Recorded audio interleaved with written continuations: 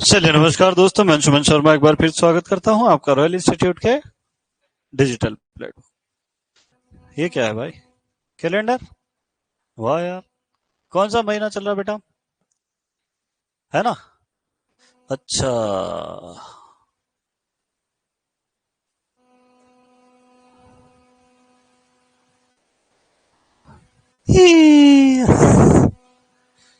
चलो चले आगे। तुम ये सोचते ना कि आदमी अजीब अजीब हरकत क्यों करता है? ऐसा इसलिए कि तुम इधर उधर भटक जाओ तो वापिस तुम्हारा ध्यान मैं खींच के इधर ले आऊं। कहां तक पहुंच गए थे हम बेटा? हैं?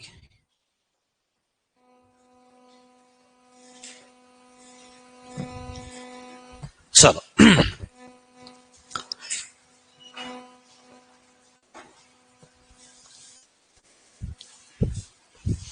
आ गए।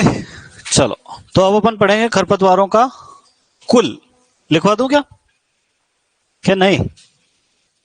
नहीं क्यों यार, लिखना पड़ेगा।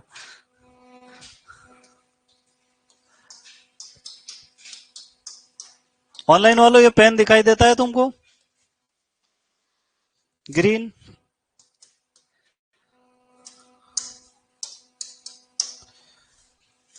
अब देखो, खरपतवारों का कुल क्या हो सकता है बताओ?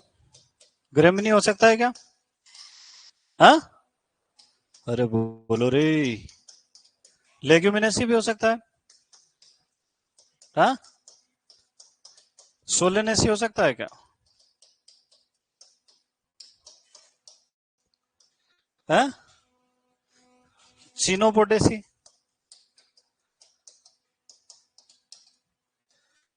कॉन्वोल्वुलेसी?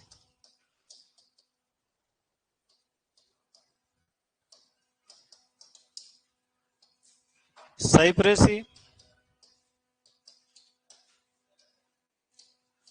पेपेवरेसी?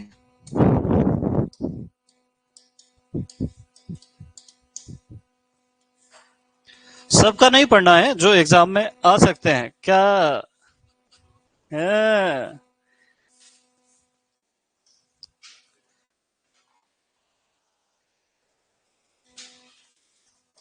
वो पहले अंदर आ गया, फिर सोचा कि यहाँ तो एक आदमी खड़ा है यार।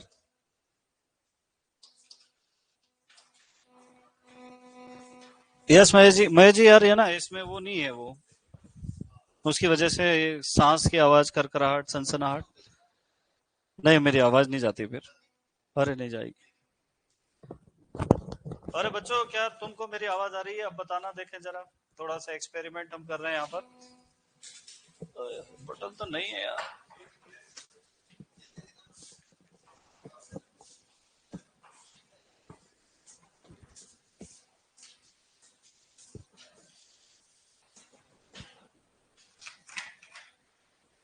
यस सर, बट स्लो आ रही है। देखो, स्लो ही आएगी ना। तो ऐसे चल जाएगा तुम्हारा काम जैसे पहले चल रहा था सदियों से। Very good. अब मुझे बताओ, ग्रे महीने में कौन आएगा?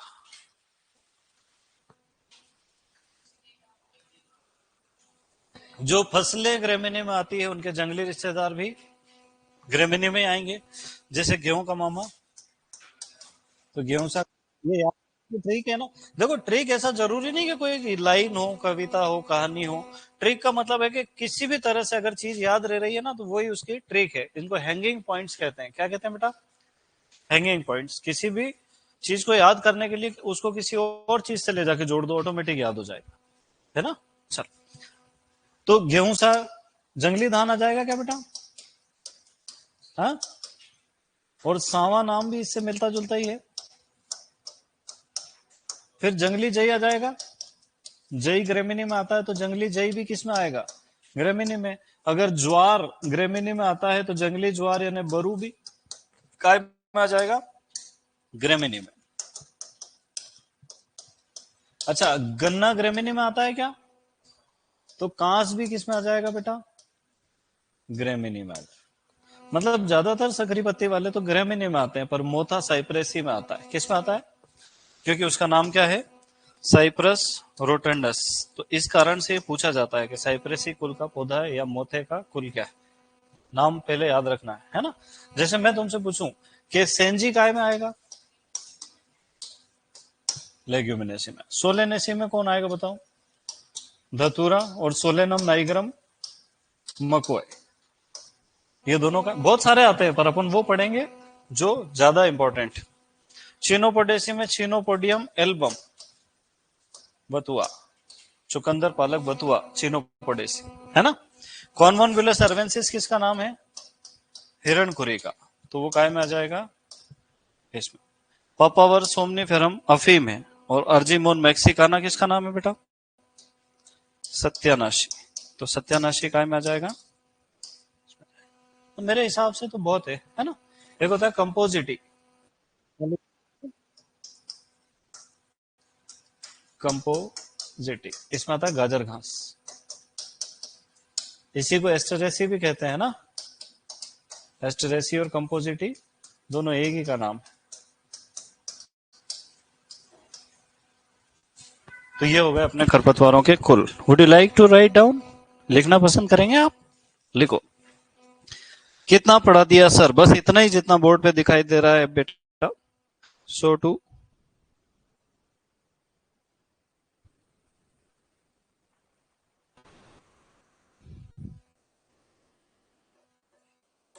हे हे हैं।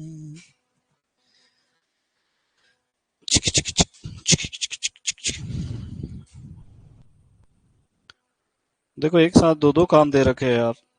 बोले पेपर भी चेक कर देना, क्लास में बच्चे लिखे इतनी देर।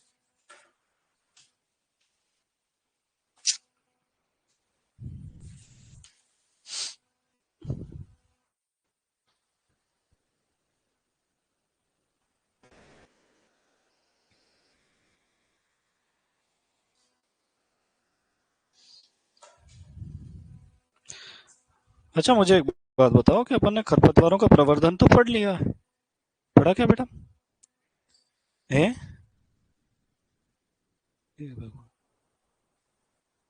प्रकीर्णन,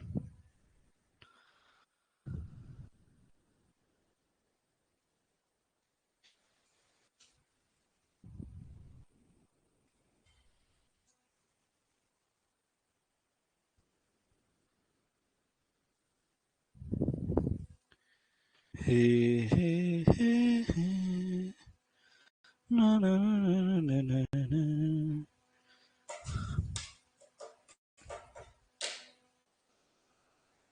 लिख लिया है। अ, अ, अ, अ,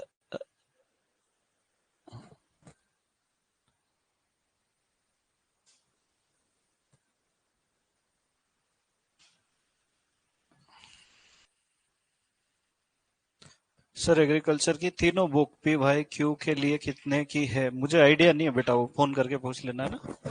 प्राइसिंग का आइडिया नहीं है अपने को।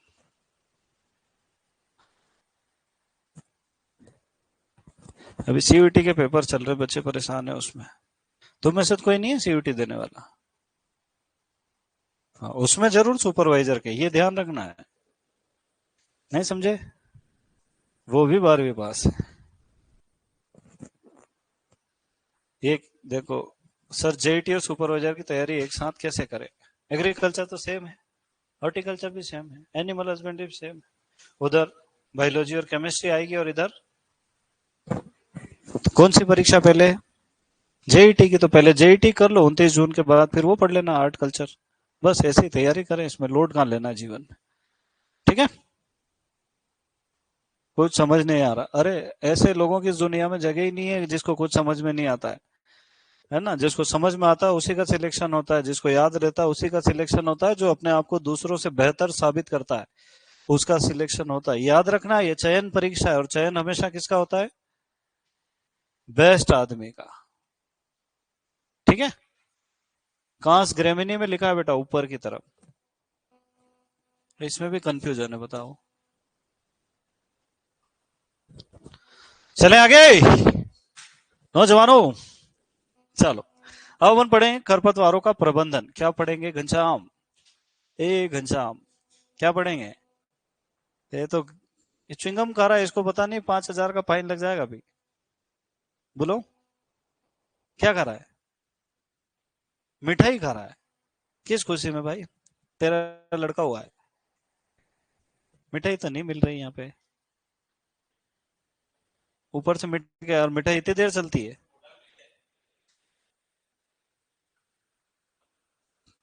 अरे घर वाले ब्याह करने का सोच रहे तुम्हारा, कि हमारा छोरा बड़ा हो गया। वो चॉकलेट खा रहा है, उसको मिठाई कह रहा है, बताओ। मिठाई किसको कहते हैं? जो हलवाई की दुकान से लेके आए, कैंडी को मिठाई कह रहे हैं। चलो चले आगे बेटा। सर वीड्स के बॉटनिकल नेम भी करवा दो। हाँ पहले बॉटनिकल नेम करवा देते हैं, फिर प्रबंधन पढ़ लेना, क्या ही दिक्कत है? क्या आखिरी में ही पढ़ोगे? चलो आखिरी में पढ़ लो, फिर क्या दिक्कत है। अब अपन पढ़ेंगे, हेडिंग लिखेंगे खरपतवारों का प्रबंधन। अच्छा मुझे एक बात बताओ तुम तो, चलो खरपतवारों का प्रबंधन, प्रबंधन का क्या अर्थ है बेटा? है, बताओ चलो, बताओ। अरे नुकसान को कम करना, संख्या जाए तेल लेने। किसको कम करना है अपने को? वो जो खरपतवार नुकसान कर रहे हैं, कितना नुकसान कर रहे हैं? 33% उपज हानि में उनकी भागीदारी है। तो उसको कम करने के लिए अपने क्या करना है? उनका प्रबंधन करना है। अब प्रबंधन कैसे? तो अपन चाहते हैं कि वो कम उगे, उग भी जाए तो कम नुकसान करे, है ना? चलो, अच्छा बताओ प्रबंधन को कितने भागों में बांटू? 3 के 4, 4 में बांट दूं? चलो बताओ, पहले तो हो गए निरोधात्मक उपाय, है ना, इसी को कहते हैं निषेधात्मक उपाय। क्या कहते हैं?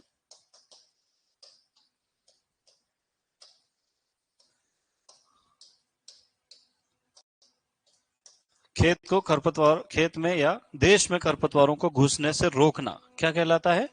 प्रिवेंशन। कोविड देखा तुमने? कोविड नहीं देखा तुमने? Prevention is better than cure, बचाव ही उपचार, है ना? दूसरा होता है नियंत्रण। नियंत्रण को अंग्रेजी में क्या कहते हैं हम लोग? कंट्रोल, उदय कंट्रोल। अब नियंत्रण कितने प्रकार का होता है बताओ? भौतिक या यांत्रिक नियंत्रण। दूसरा होता है कृषित नियंत्रण।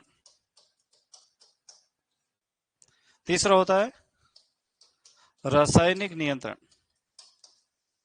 इनके अंग्रेजी जब लिखेंगे ना हेडिंग तभी लिखवाऊंगा। और चौथा होता है जैविक नियंत्रण।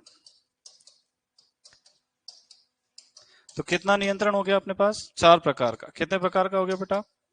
कौन कौन सा?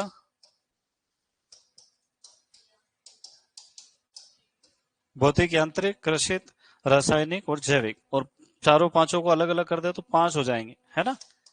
पर इनको अलग अलग सिर्फ कॉलेज में पढ़ते हैं या नहीं पढ़ते हैं।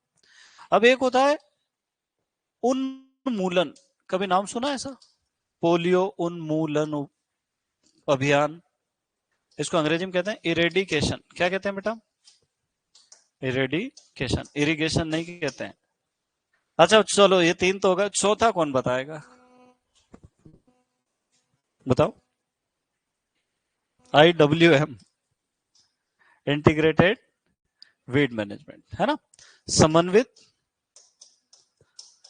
या समेकित खरपतवार नियंत्रण।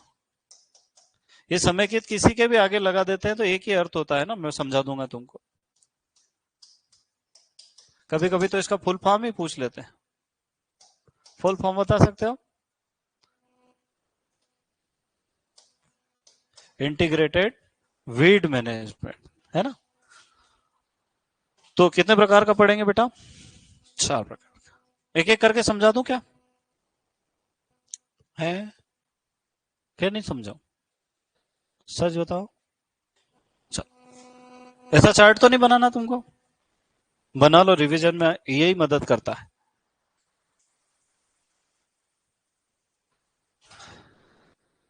नई बोतल ला दी यार, चमचमाती हुई। मैनेजमेंट, कैसे उखाड़ कर बाहर फेंके, ये कौन सा मैनेजमेंट है भाई? है, ऐसे तो होटल मैनेजमेंट करो तो फिर क्या होगा? होटल को उखाड़ के बाहर फेंक दो। जल संधारण किसको कहते हैं? जल संधारण प्रबंधन या वाटरशेड मैनेजमेंट। लिखो, तुम लिखो, मैं नहीं बोलूंगा।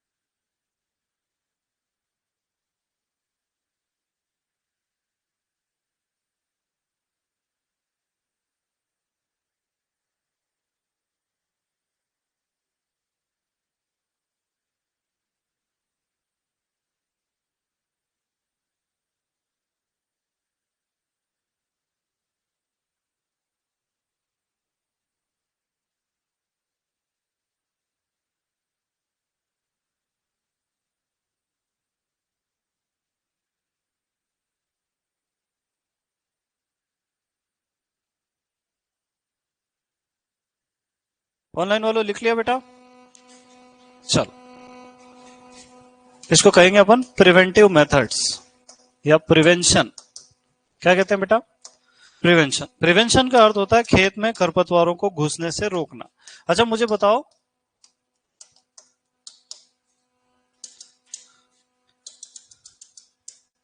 कि खरपतवार खेत में आते कहां से? तुम बताओ। हाँ, पड़ोसी लाके डाल दे। तेरे पड़ोसी ऐसा काम करते हैं? हाँ,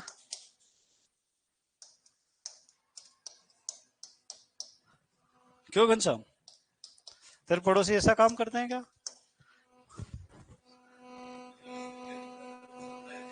ये बताओ यार, ये कमाल कर रहा है आदमी। अभी और अपन ने पढ़ा ना खरपतवारों का प्रकीर्णन। प्रकीर्णन का मतलब क्या है? एक स्थान से दूसरे स्थान पर चले जाना, और वो स्थान अपना खेत भी हो सकता है। ठीक है, चलो। तो अपने को देखना है कि सबसे पहले तो खरपतवार विदेश से आ जाते हैं जो बहुत नुकसान पहुंचाते हैं। तो इसलिए अपने भारत सरकार ने पादप संगरोध नियम बनाए। पादप संगरोध नियमों का पालन करना, इसको अंग्रेजी में कहते हैं प्लांट क्वारंटाइन। ये क्वारंटाइन शब्द कब सुना तुमने? हाँ, क्वारंटाइन का मतलब होता है कोई भी अगर चीज बाहर से आई है तो कुछ दिन उसको अलग रखते हैं और चेक करते हैं कि क्या उसमें कुछ हानिकारक है। तो जब भी कोई बीज हम विदेशों से भारत में मंगाते हैं, कोई कंपनी भी मंगाए, सरकार उसको थोड़े दिन के लिए क्वारंटाइन करती है। फिर एक एक्सपर्ट की टीम, वैज्ञानिकों की टीम उसका परीक्षण के लिए नमूना लेती है, उसमें चेक करती है क्या इसमें किसी कीट के अंडे हैं, क्या इसमें कोई रोगाणु है, या क्या इसमें खरपतवारों के बीज मिक्स है। अगर ऐसा होता है तो बीज वापस कर दिया जाता है, उसको परमिशन नहीं मिलती। जैसे 1999 में, 99 था कि 5 था मुझे आइडिया नहीं, हरभजन सिंह और युवराज सिंह के ऊपर ऑस्ट्रेलिया के एग्रीकल्चर डिपार्टमेंट ने जुर्माना लगा दिया, क्योंकि वो जब जिस प्लेन से गए थे उनके जूतों में यहाँ की मिट्टी लगी हुई थी इंडिया की। तो वहां उतर गए, वो तो एयरपोर्ट पे ग्राउंड में खेलने चले गए, बाद में उनके ऊपर $5,000 का जुर्माना लगा। तो उस समय तो लोगों को समझ में नहीं आया कि जुर्माना किस बात का लगा। उनका कहना था कि इस मिट्टी के अंदर कोई खरपतवार का बीज हो सकता है, इस मिट्टी के अंदर कोई फफूंद हो सकती है। पता चला पूरे ऑस्ट्रेलिया की सारी फसलें नष्ट करवा दे 2-4 साल में। अरे सही है कि नहीं है? जैसे इकोलॉजी पढ़ते हो ना तुम 12वीं में, जेईटी सीईटी की तैयारी में, एक रेबिट आइलैंड है जापान में, है ना? कोई दो कपल रहते थे, दो कपल मतलब एक ही कपल के दो लोग, तो वो कहीं विदेश गए, वहां से एक खरगोश ले आए जोड़ा, उनको पसंद आया कि भाई खरगोश बहुत अच्छा है। अब वो खरगोश 1 से 2, 2 से 4, 4 से 8, 16, 32 कब हो गए पता ही नहीं चला। और उस आइलैंड पे उनका कोई प्राकृतिक शत्रु नहीं था, न तो शेर था, न बिल्लियां थी, न कुछ था। तो उन खरगोशों की जनसंख्या इतनी बढ़ गई है, आज भी वहां इतने खरगोश पाए जाते हैं कि लोग परेशान हैं। अब तो टूरिस्ट प्लेस बना दिया इतने खरगोशों की वजह से, उसका नाम है रेबिट आइलैंड। तो कोई भी एक चीज अगर दूसरे देश में जा रही है, वहां की इकोलॉजी में सम्मिलित नहीं है, तो उसको कंट्रोल करने का, उसको नियंत्रित करने का वहां पे कोई भी साधन नहीं होगा, और इसके कारण उसकी जनसंख्या में विस्फोट भी हो सकता है ना? तो ऐसे ही ये खरपतवार के बीज अगर बहुत ज्यादा बढ़ गए तो क्या दिक्कत देंगे बेटा? ये देखो, ऐसे खरगोश है, जहां जाओ वहां, ये देखो, और बड़े बड़े हो गए, देखो चारों तरफ क्या है? खरगोश ही खरगोश। ये देखो, क्यों है इतने सारे? क्योंकि वो यहाँ की इकोलॉजी का हिस्सा नहीं थे, कहीं बाहर से आ गए। अब इनको कंट्रोल करने का वहां की प्रकृति के पास तो कोई संसाधन है ही नहीं। तो इसीलिए भारत सरकार ने प्लांट क्वारंटाइन लॉज बनाए 1914 में, डिस्ट्रक्टिव पेस्ट वो बनाया ना लॉ, नहीं पढ़ा तुमने कभी? वो भी लिखवा दूंगा मैं ना। तो ऐसे ही प्लांट क्वारंटाइन नियम बनाए, और इसके लिए बहुत सारे नियम है। अब यहाँ पे एक प्रश्न आता है कि directorate of plant protection and quarantine, directorate of plant protection and quarantine, DPP and Q का मुख्यालय कहाँ है? फरीदाबाद में। कहाँ है बेटा? याद रहेगा, ये इंपॉर्टेंट क्वेश्चन हो गया। पादप संगरोध निदेशालय, पादप, directorate plant protection and quarantine, पादप संरक्षण एवं संगरोध निदेशालय। इस बात का मतलब समझ में आया कि नहीं तुम्हारे? पहले तो बताओ कि विदेशों से जब भी कोई फसल का बीज लेके आए, कोई भी गमला, पौधा, मिट्टी जो भी आए, पहले उसको क्वारंटाइन करते हैं, उसके बाद यहाँ पर प्रयोग करने की अनुमति उसको मिलती है। इनका ऐसा कहना है ना, कि बीजों में 1% से अधिक अशुद्धि नहीं होना चाहिए। इसका यह मतलब नहीं कि विदेशी खरपतवार ले आए 0.1%, वो तो एक भी अलाउड नहीं होता है ना? तो इस बात को अपने को ध्यान में रख।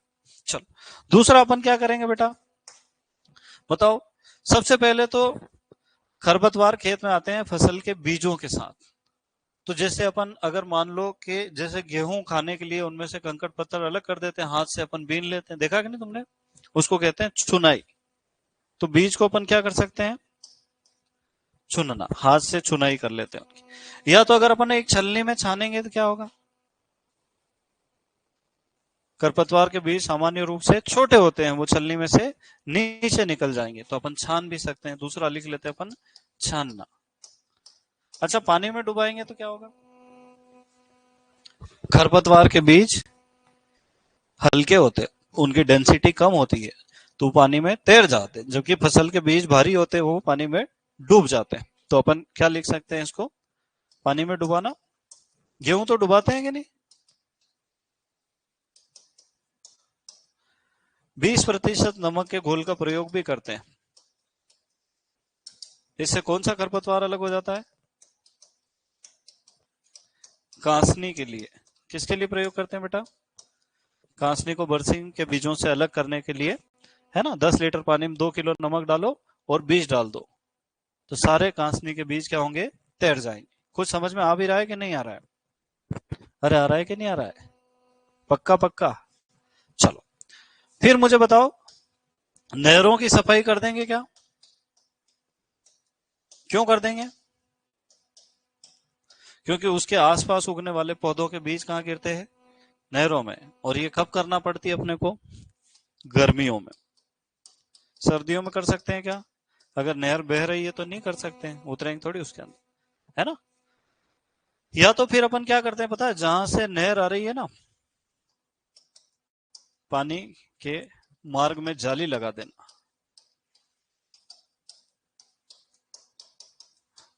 नहर का पानी जहां खेत में आ रहा है वहां क्या कर देंगे? जाली लगा दे। बोले सर जाली कहाँ मिलेगी? अरे दादाजी की धोती बांध देना, बस ध्यान रखना उसमें कोई छेद ना हो, है ना। तो वो भी जाली का बहुत जगह काम में आती है। गांव में पानी कपड़े से ही तो छानते हैं ना अपन। तो ये भी क्या उपाय हो गया अपना। फिर और बताओ, आवारा पशुओं को खेत में घुसने से।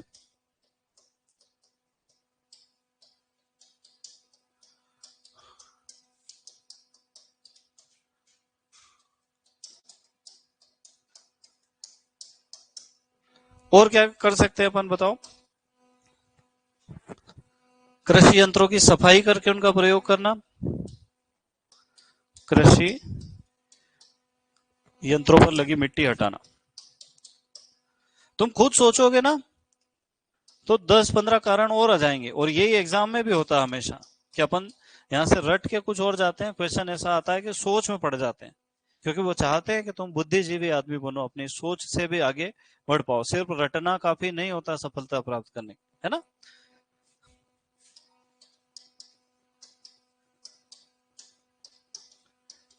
तो प्रयोग से पहले क्या करना है अपने को? मिट्टी को हटाना है। कच्ची गोबर की खाद का प्रयोग नहीं करना चाहिए। अच्छा बताओ, इससे क्या नुकसान है?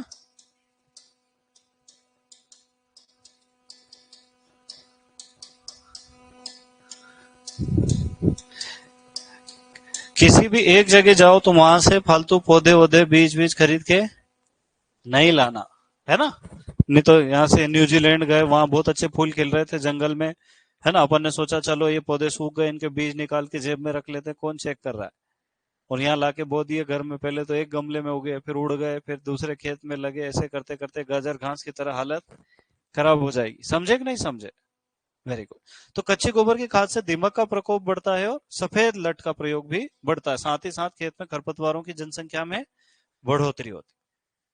और बताओ, और क्या कर सकते हैं?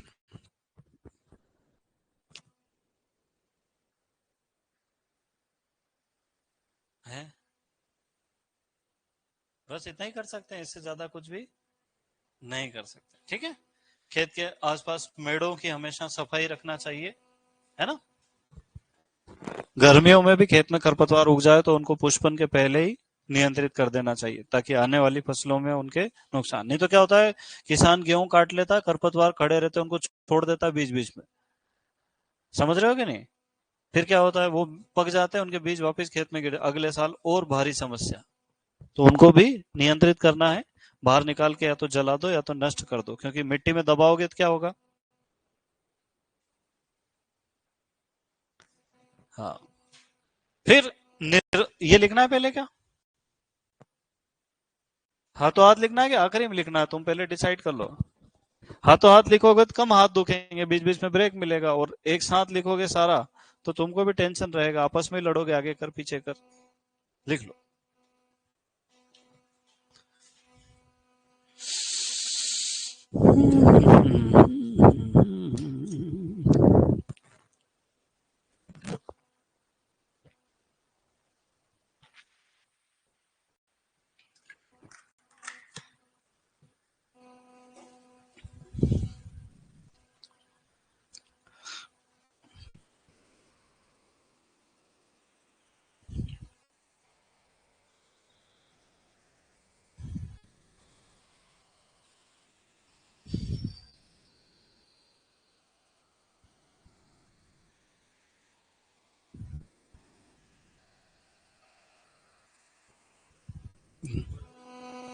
Directorate of plant protection and quarantine, and है वो, एंड।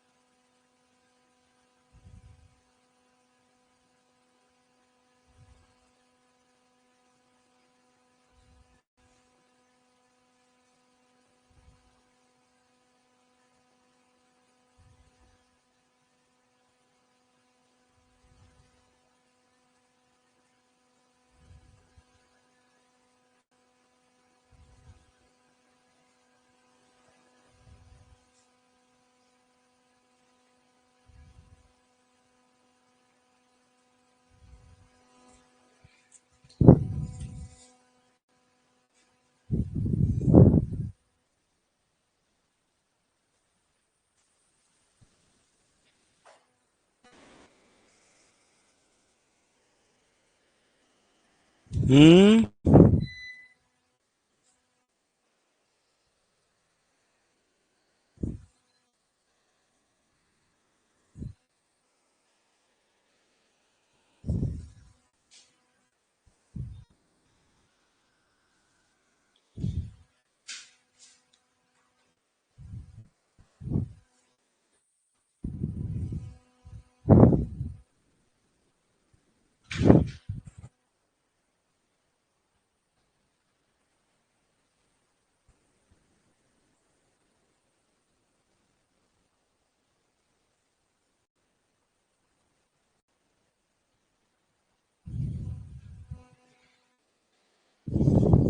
लिख लिया बेटा?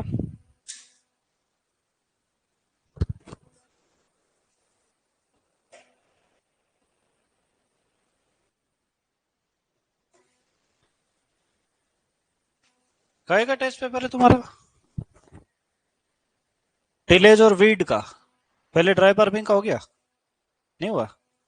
तो इसमें डालना है क्या क्वेश्चन? कब है टेस्ट? आज क्या वार है? टेस्ट पेपर नहीं बन गया हो? पूछ लेंगे, होगा तो डाल देंगे ना। उन्होंने हफ्ते भर पीछे जाके देख लिया कि दो ही टॉपिक चल रहे हैं, है ना, इस कारण से। चलो, क्या पढ़ेंगे बेटा?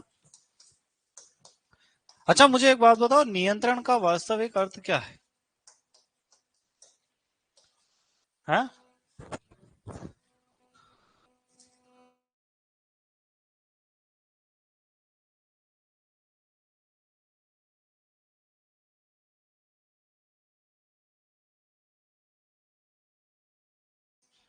कि जनसंख्या को, अच्छा मान लो खत्म कर दे तो क्या होगा? बताओ। अगर मान लो खरपतवारों की जनसंख्या को नष्ट कर दे, बिल्कुल साफ, अरे इकोलॉजिकल बैलेंस बिगड़ जाएगा, पारिस्थितिक तंत्र का संतुलन बिगड़ जाएगा, क्योंकि उनका भी कोई ना कोई रोल तो होगा प्रकृति में, इस कारण से तो वो जीवित है ना।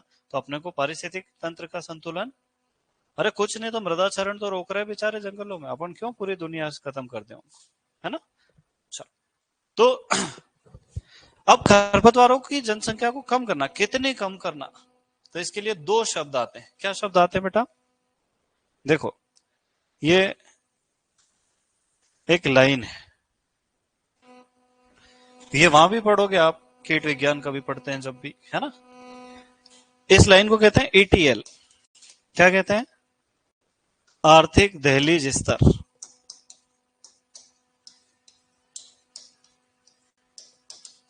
क्या कहते हैं बेटा? आर्थिक दहलीज, इकोनॉमिक थ्रेश होल्ड लेवल। अगर किसी खेत में खरपतवारों की जनसंख्या इस आर्थिक दहलीज स्तर यानी इस लाइन से नीचे है, तब उनका नियंत्रण नहीं करना है। कैसे, मैं समझाता हूं। मान लो हरे राम काका सुबह सुबह अपने खेत में गए लोटा लेके, और बीच खेत में से किसी गाजर घास ने उनको गुड मॉर्निंग कर दिया। अब हरे राम काका का तो दिमाग खराब हो जाएगा कि मेरे खेत में खरपतवार। उन्होंने लोटा साइड में रखा, उस पौधे को बीच खेत में से उखाड़ा, कंधे पर डाल के, और उधर से नदी की तरफ निकल गए, लोटा भूल गए। घर आके घनश्याम के सामने वो गाजर घास पटका और बोले, देखा ये मेरे को गुड मॉर्निंग का, इसको मालूम हरे राम काका खेत में खरपतवार नहीं उगते हैं। घनश्याम ने कहा, गजब करी काका। वापिस खेत में ले गया और बताया, देखो ये खरपतवार उगता तो 50 ग्राम गेहूं का नुकसान भी नहीं करता, तुमने देखो ये 4 क्विंटल घून दिए, हाईवे बना दिया खेत। अरे गेहूं क्या होगा? पौधे गिरेंगे ना, इधर उधर टूटेंगे, तो नुकसान ज्यादा हो गया, फायदा कम हुआ। मान लो मुझे गाजर घास देगा, मैंने कहा कि ले 240 डाल दे, 1,000 की 240, 500 मजदूर, 1500 का खर्चा कर दिया, एक गाजर घास 1500 का नुकसान करता है क्या? नहीं करता ना। तो एक निश्चित सीमा तक खरपतवारों का नियंत्रण नहीं किया जाता, अगर उनकी जनसंख्या उससे ज्यादा बढ़ जाए तब उनका नियंत्रण करना है। तो उस सीमा का नाम क्या रख दिया अपन ने? आर्थिक दहलीज स्तर। तो खरपतवार नियंत्रण का मुख्य उद्देश्य खरपतवारों की जनसंख्या को आर्थिक दहलीज स्तर के नीचे करना है। क्योंकि एक एक खरपतवार नष्ट करने, पता चला गेहूं 50,000 का हुआ, खरपतवार नियंत्रण 1 लाख का कर दिया, तो नुकसान होगा ना। तो इस बात का अपने को ध्यान रखना है ना। तो मान लो कहीं किसी खेत में मान लो 1 या 2 गेहूं सा दिखाई दे रहे हैं 1 वर्ग मीटर में, तो उनका नियंत्रण नहीं करना। पर अगर वो मान लो 3 हो गए, तो वो कहां पहुंच गए? इस आर्थिक दहलीज स्तर के ऊपर पहुंच गए, है ना। तो इस लाइन का नाम तो क्या है? आर्थिक दहलीज स्तर। और इस लाइन से ऊपर पहुंच जाएंगे तो वो क्या कहलाएगा? आर्थिक क्षति स्तर। क्या कहलाएगा बेटा? आर्थिक क्षति स्तर। ये सब मैं तुमको क्यों समझा रहा हूं?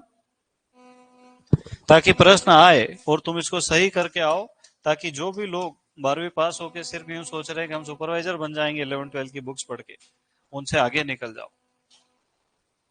तो खरपतवारों का नियंत्रण कब करना चाहिए? जब उनकी जनसंख्या आर्थिक क्षति स्तर तक पहुंच जाए। खरपतवार नियंत्रण का मुख्य उद्देश्य क्या है? खरपतवारों की जनसंख्या को आर्थिक दहलीज स्तर के नीचे रखना। कुछ समझ में आया कि नहीं आया? वह सीमा जहां तक खरपतवार नियंत्रित नहीं किए जाते हैं उसको क्या कहेंगे अपन? आर्थिक दहलीज स्तर। चलो पहले लिखो नियंत्रण।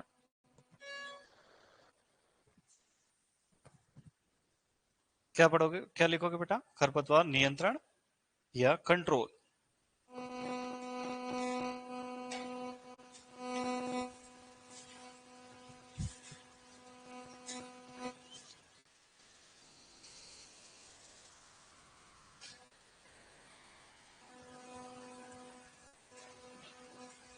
खरपतवारों की जनसंख्या को कम करना ही क्या कहलाता है? नियंत्रण या कंट्रोल। खरपतवारों की जनसंख्या को कम करना क्या कहलाता है बेटा? खरपतवार नियंत्रण या वीड कंट्रोल।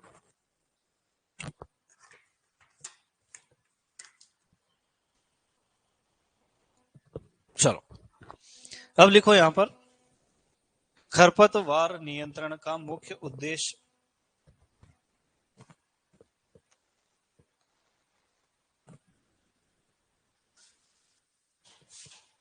खरपतवार नियंत्रण का मुख्य उद्देश्य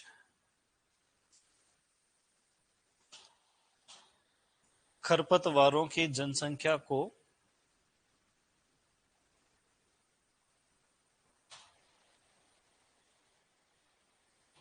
ईटीएल, कोष्टक में क्या लिखोगे? खरपतवार नियंत्रण का मुख्य उद्देश्य खरपतवारों की जनसंख्या को ईटीएल, कोष्टक में आर्थिक दहलीज स्तर,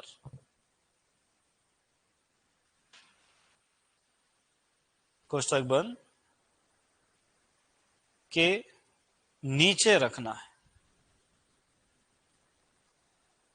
अब हर कीट के लिए, हर खरपतवार के लिए ये ईटीएल की संख्या अलग अलग होगी, है ना। जैसे मोएले ज्यादा हो सकते हैं, गेहूं सा कम होगा, समझ रहे हो क्या नहीं?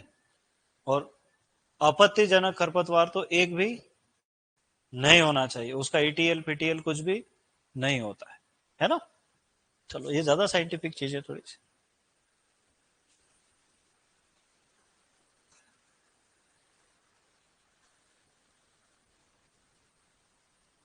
अब नीचे वाली लाइन में लिखो आर्थिक दहलीज स्तर।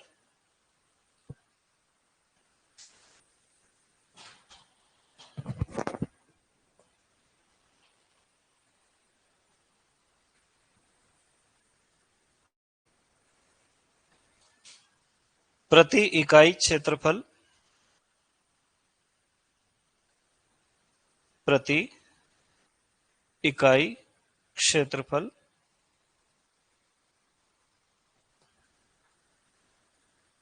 खरपतवारों की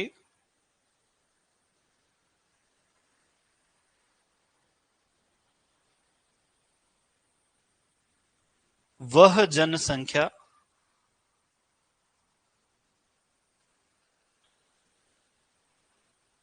प्रति इकाई क्षेत्रफल खरपतवारों की वह जनसंख्या जहां तक उसे नियंत्रित नहीं किया जाता। कुछ समझ में आया? अभी समझाऊंगा, पहले लिखो प्रति इकाई क्षेत्रफल खरपतवारों की वह जनसंख्या जहां तक उसे नियंत्रित नहीं किया जाता है।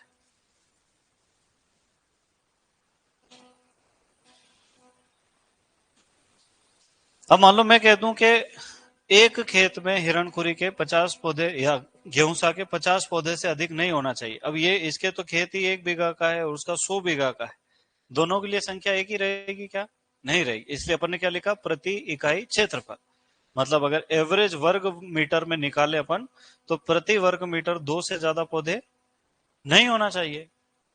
1 हेक्टेयर का है तो 20,000 हो सकते हैं, 10 हेक्टेयर का है तो 2 लाख हो सकते हैं।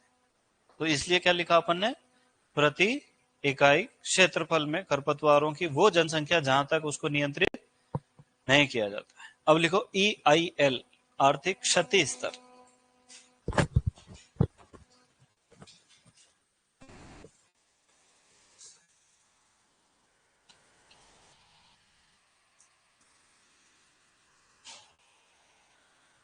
प्रति इकाई क्षेत्रफल खरपतवारों की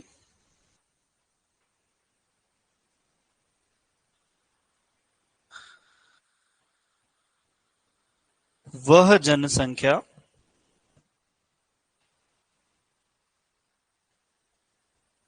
प्रति इकाई क्षेत्रफल खरपतवारों की वह जनसंख्या स्थिति स्थिति जब किसान को आर्थिक रूप से हानि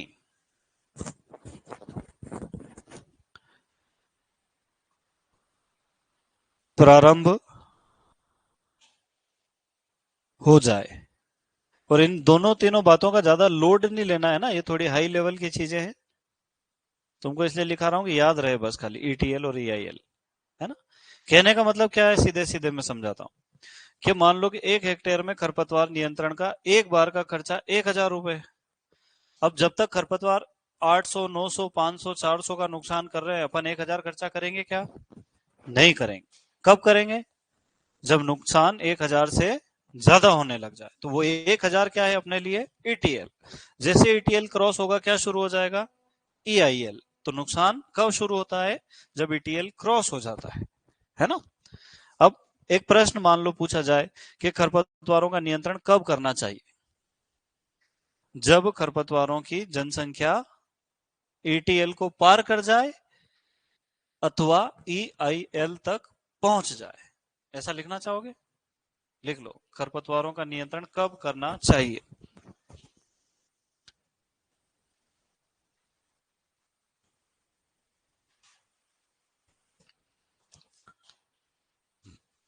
यही कॉन्सेप्ट है, ये किसी किताब में से पढ़ के समझे नहीं जा सकते।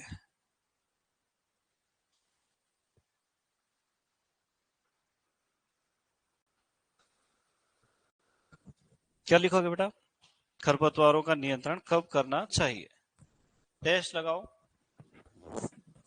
जब उनकी जनसंख्या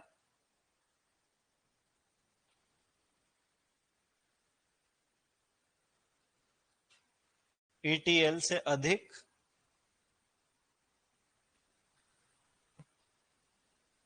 जब उनकी जनसंख्या ईटीएल से अधिक अर्थात ईआईएल पर पहुंच जाए।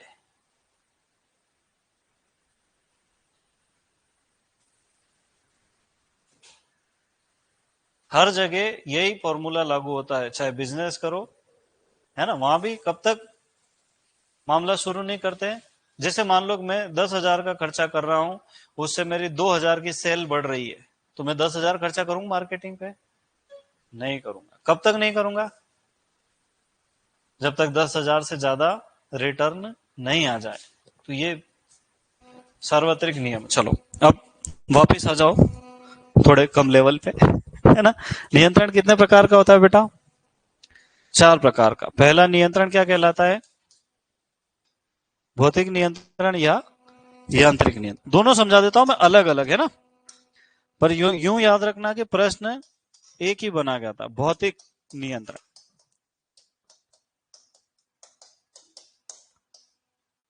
इसको कहते हैं फिजिकल कंट्रोल। क्या कहते हैं बेटा? अच्छा, कभी सुना तुमने भौतिक शक्तियां? क्या होता है भौतिक शक्तियां? आग, पानी, हवा, सूर्य देव, ये सब क्या है? भौतिक शक्तियां है ना? तो अगर इनका प्रयोग हम करके खरपतवार नियंत्रण करेंगे तो वो कहलाएगा भौतिक नियंत्रण। पर अगर हम हथियारों का प्रयोग करें तो वो क्या कहलाएगा? यांत्रिक नियंत्रण। हथियार क्या हो सकते हैं? खुरपी, कुदाली, फावड़ा, हेरो हो, कल्टीवेटर।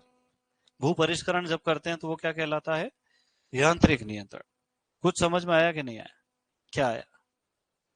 कि यंत्र की सहायता से अगर करेंगे तो यांत्रिक नियंत्रण, मशीन का प्रयोग करेंगे तो यांत्रिक, और भगवान ने जो बना रखा उसका प्रयोग करेंगे तो भौतिक नियंत्रण। अब देखो, पहला नियंत्रण है हाथ से उखाड़ना, इसको कहते हैं हैंड पुलिंग।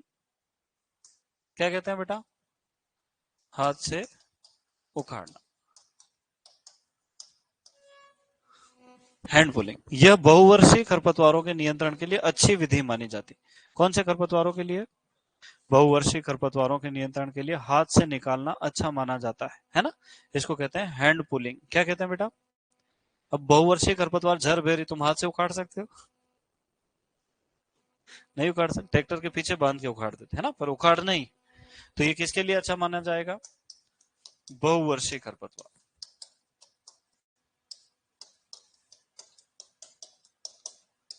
दूसरा, और दूसरी फिजिकल पावर क्या है? सोलराइजेशन। सोलराइजेशन का मतलब क्या है? सूर्य की धूप के कारण, है ना? अब ये सोलराइजर किसने दिया है? यादूराज नाम के वैज्ञानिक ने दिया। उन्होंने कहा कि मृदा में 1 से 2 सेंटीमीटर सिंचाई कर दो, 25 से 50 माइक्रोन की पारदर्शी पॉलीथीन से खेत को ढक दो। इससे क्या होगा, जब सूरज की धूप पड़ेगी तो वो नीचे वाला जो पानी है सिंचाई वाला वो भाप बनेगा, और जो खरपतवार के बीज है उनकी खिचड़ी बन जाएगी, मतलब वो नष्ट हो जाएंगे। पर मोथा और सेंजी का नियंत्रण इसमें भी नहीं होता। इतने बदमाश है, सोचो तो, है। चलो, तो सोलराइजेशन किसने दिया? यादूराज। कितनी सिंचाई करते हैं बेटा? 1 से 2 सेंटीमीटर सिंचाई करके काय से ढक देते हैं? 25 से 50 माइक्रोन की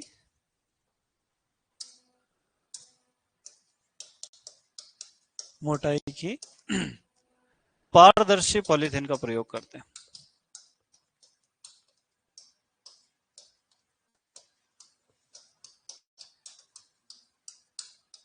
और इससे किसका नियंत्रण नहीं होता? मोथा और सेंजी का नियंत्रण नहीं होता।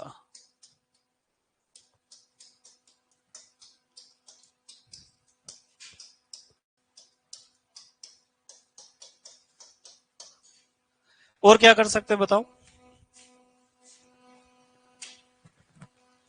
भौतिक नियंत्रण में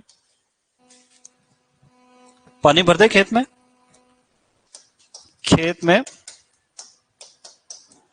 पानी भरना, है ना। ये किस में करते हैं बेटा? धान के खेत में। कौन सी विधि का प्रयोग करते हैं अपन? वाटर लॉगिंग का, है ना। आग से जलाना, जला दे, तो जलाने के लिए किसका प्रयोग किया जाता है? Flame thrower. दिखाया था मैंने कल तुमको। और इस फ्लेम थ्रोवर की सहायता से 1000 डिग्री सेल्सियस, कितनी इसकी ज्वाला का टेम्परेचर होता है? 1000 डिग्री सेल्सियस। इतनी तेज वाली अग्नि वो फेंकता। जैसे गैस वेल्डिंग देखी तुमने? नहीं देखी? वही ऐसे लाइटर्स चालू कर देता है, फिर वेल्डिंग कर देता है चीजें पिघला पिघला के। हाँ, ऐसे ही फ्लेम थ्रोवर आता है। हाँ बेटे, अब अपन ने क्या क्या कर दिया देखो। जला दिया, पानी भर दिया, हाथ से उखाड़ दिया, या सूरज की सहायता से नियंत्रित कर दिया। अब अपन करेंगे यांत्रिक नियंत्रण। कौन सा करेंगे? यांत्रिक। यांत्रिक में किसका प्रयोग करेंगे? यंत्र का प्रयोग करेंगे, है ना। जो खरपतवारों से डायरेक्ट हथियारों से लड़ाई करेंगे, है ना। तो सबसे पहले तो इसमें अपन देखेंगे काटना। काटने के लिए किसका प्रयोग करते हैं बेटा? मोवर का कर सकते हैं, है ना। या एक ब्रश कटर दिखाया था मैंने तुमको कल, सुदर्शन चक्र, उसका प्रयोग कर। ब्रश मतलब झाड़ियां होता है, क्या होता है? तो झाड़ियां काटने का यंत्र क्या कहलाता है? Brush cutter. घास काटने का यंत्र क्या कहलाता है? मोवर। अच्छा, एक और आता है लेजर वीडर। क्या आता है? अभी तुमने तो देखा ही नहीं ना कभी। चलो मैं दिखा। बहुत खतरनाक यंत्र है, बहुत महंगा है हालांकि। एक कार्बन रोबोटिक्स करके कंपनी है, वो बना रही है रोबोट्स खेती के लिए। क्योंकि विदेशों में मजदूर नहीं, और भारत में मजदूरों को 1 रुपए किलो अनाज मिलता है, वो मजदूरी करते ही नहीं है।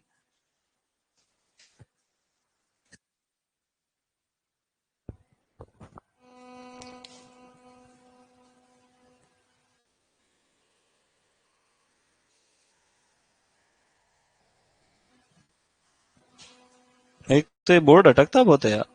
तो तू,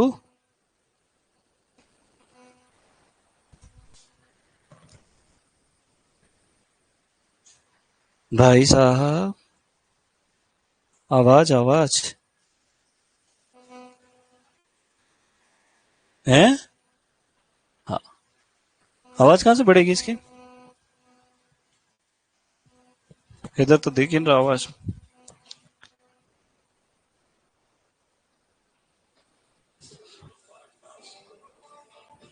फिर से दिखा देता हूँ, है ना। देखो, ये एक रोबोट है जिसमें एक स्कैनर और एक लेजर लाइट लगी हुई है।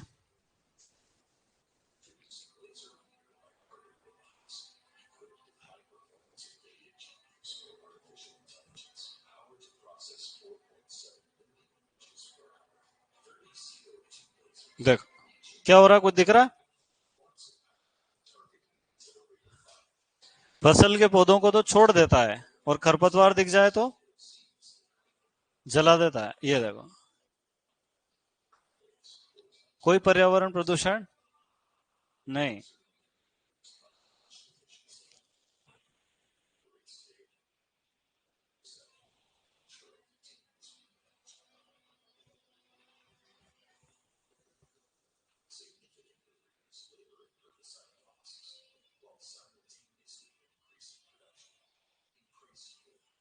खेत कितने अच्छे रहते हैं इनके।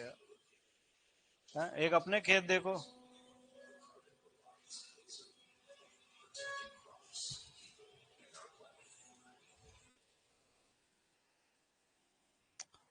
अपने खेत में 150 साल से अपने बाप दादा खेती करते आ रहे हैं, पर उनसे आज तक उस खेत के पत्थर तक भी नहीं बिनाए।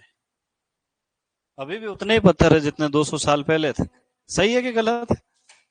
हाँ, पर मैं कुछ बोलता हूँ तो लोग नाराज हो जाते हैं, बोले हमारे रिश्तेदारों को आप ऐसा बोलते।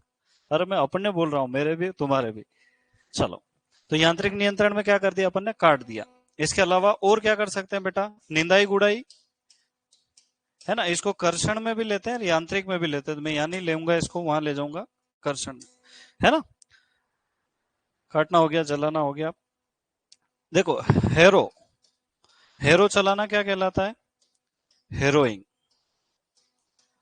होइंग, हो चलाना क्या कहलाएगा, होइंग। अच्छा, और क्या कर सकते हैं अपन, खुरपी से, कुदाली से, फावड़े से, कुल्हाड़ी से। ये सब क्या है, फील्ड रेक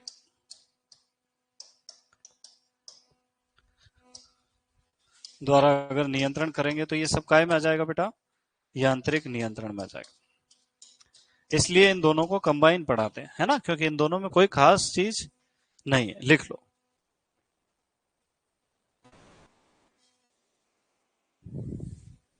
बारिश आ गई क्या फिर से? बहुत बरसात आ रही है।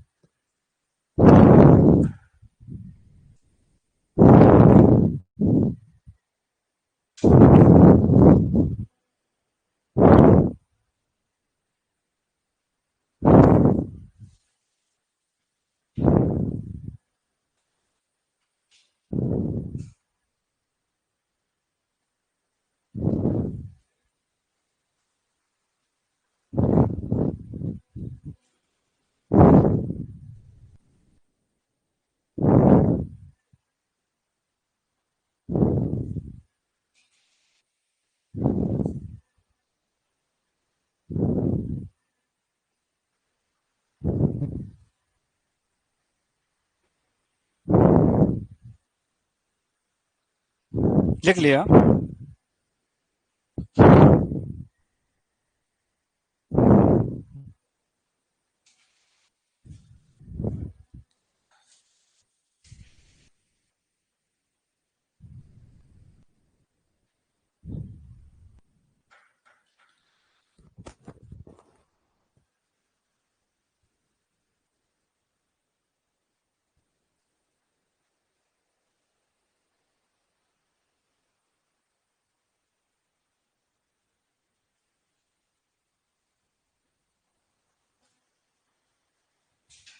हो गया बेटा।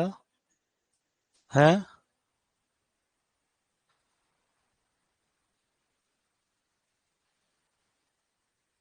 सर कॉलेज की 3 लाख फीस में भी नहीं सीख पाई ये सब। मैं कॉलेज खोल दूं यूं? पूर्णिमा सिंह पूछ रही, पर इसमें पता कैसे चलेगा कि पौधा वीड का पौधा है या क्रॉप का? ये तो टेक्नोलॉजी है। हर पौधा अलग अलग प्रकार के प्रकाशों को परावर्तित करता है, जिसको एल्बेडो कहते हैं। पढ़ा अपन ने एल्बेडो? हर पढ़ा कि नहीं पढ़ा? तो हर पौधे के अंदर क्लोरोफिल की संख्या अलग होती है, उनकी संरचनाएं अलग अलग होती है, उनकी बाहरी बनावट अलग होती है। जैसे इंसान देख के पहचान सकता है कि नहीं, वैसे ही एआई को बता दो कि ऐसे ऐसे पौधे फसल है, इनको छोड़ के जो जो दिखे सबको उड़ा देना। समझ रहे हो कि नहीं? अब देखो थोड़े दिन बाद ऐसी कीट नियंत्रण की मशीन भी आएगी कि पौधा पौधा छोड़ देगी, जहां उसको जंतु दिखा वहां ढिसके आओ। है ना? तो ये अच्छा काम है यार। ऐसी बड़ी बंदूक भी आती है मालूम, उसको कहते हैं डेथ रे। क्या कहते हैं? अमेरिका ने बना रखी है। वो यूं करके यूं घुमा दे तो पूरी सेना एक ही राउंड में साफ, जो चीज उसके संपर्क में आएगी उसको बीच से काट देती है। मतलब इतनी तेज लाइट है वो, उसका टेम्परेचर बहुत ज्यादा जला देती है। मतलब गोली मारने की जरूरत नहीं है, ऐसी बैटरी लाओ और उसको चमकाओ, आदमी के आर पार छेद हो जाएगा। पर वो प्रतिबंधित है, बहुत बहुत ज्यादा नुकसान कर सकती है। इस कारण से युद्ध में भी प्रयोग नहीं करते उसका, है ना, परमाणु हथियारों का भी नहीं। चलो खैर, अपने क्या ही जा रहा है, अपने तो इधर पढ़ो वापिस खरपतवार नियंत्रण। अब कौन सा नियंत्रण पढ़ेंगे बेटा अपन? अच्छा, एक और होता है जिसका नाम अपन ने पढ़ा था, चेनिंग और ड्रेजिंग। मैंने लिखवाया तुमको? किस प्रकार का नियंत्रण है बेटा? यांत्रिक नियंत्रण है, वहां लिखा है ऐसा। देखो एक बार जाके।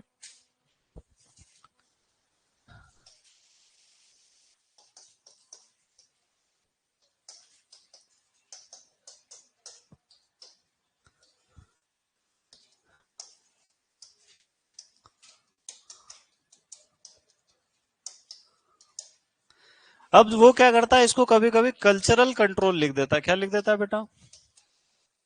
और इसको जैसे ही गूगल में डालोगे लिखेगा सांस्कृतिक नियंत्रण। क्या लिखेगा? और अपन हो जाएंगे कंफ्यूज। क्या हो जाएंगे कि सर ये सांस्कृतिक नियंत्रण कौन सा होता है? तो गूगल क्या लिख के भेजेगा इसको अपने को? सांस्कृतिक। है ना, पिछले साल सीयूटी के एग्जाम में ऐसा ही किया उसने, बार बार 3-4 जगह सांस्कृतिक नियंत्रण लिखा, बच्चे कंफ्यूज होते रहे बेचारे।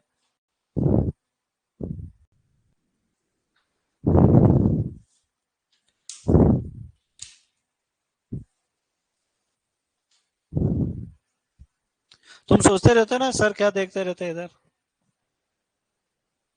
तुम्हारे दिमाग में ख्याल आता होगा। टेस्ट पेपर, नए क्वेश्चन, पुराने क्वेश्चन, नोट्स करेक्शन। चलो चले आगे। अब देखो, कृषि क्रियाओं में कोई परिवर्तन करके जब खरपतवारों को नियंत्रित किया जाता है तो इसको हम क्या कहते हैं बेटा? क्या कहते हैं? कृषित नियंत्रण। जैसे शुद्ध बीज का प्रयोग बुआई में करेंगे, है ना, ये प्रिवेंटिव में भी आ सकता है, कृषित में भी आ सकता है। और सबसे ज्यादा फेमस है ग्रीष्मकालीन गहरी जुताई। ग्रीष्मकालीन गहरी जुताई, इससे कौन कौन नियंत्रित होता है बताओ? कीट, रोग और खरपतवार तीनों का ही नियंत्रण हो जाता है ना। इसके अलावा फिर और क्या लिखेंगे अपन? शुद्ध बीज का प्रयोग।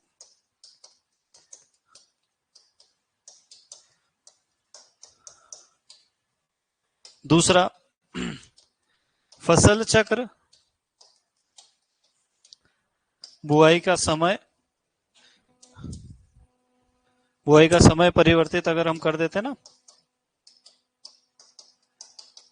तो भी खरपतवारों के द्वारा की जाने वाली हानि को कम कर सकते हैं। जैसे कपास, कपास को गर्मियों में ही लगा देते हैं, मई के एंड में, क्योंकि कपास में खरपतवार नियंत्रण की क्रांतिक अवस्था कब आती है? 40 डेज आफ्टर सोइंग, बुआई के 40 दिन तक। अगर वो पौधा 40 दिन का हो गया तो कितने खरपतवार उगे, उसको अब नुकसान होने वाला नहीं है, है ना। तो बुआई के समय को पहले कर देते हैं अपन एडजस्ट। फसल चक्र से किसका नियंत्रण करते हैं हम लोग? अमर बेल का। कैसे करते हैं? अमर बेल केवल छोटी पत्तियों वाले पौधों में लगता है, तो उस खेत में हम गेहूं और जई जो उगा लेंगे तो फिर अमर बेल लगना बंद हो जाएगा, है ना। बुआई का समय, बुआई की विधि से भी कर सकते हैं क्या? मुझे बताओ, अगर हमने छिड़कवा विधि से बुआई की है तो खरपतवार नियंत्रण ज्यादा आसान है कि कतारों में बुआई करने से? कतारों में बुआई करने से यंत्र चलाने में आसानी रहती है, खरपतवारों की जनसंख्या कम होती है ना। दूसरा, सिंचाई। सिंचाई की विधि से कैसे करेंगे बेटा?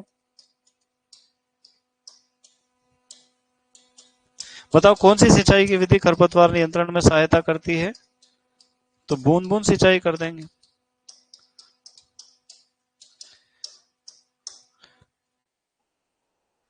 उर्वरक देने की विधि से भी कर सकते हैं क्या? कैसे कर सकते हैं?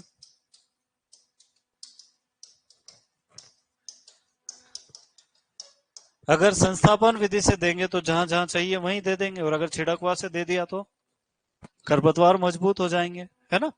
इसके अलावा एक होती है शस्य बीज सैया,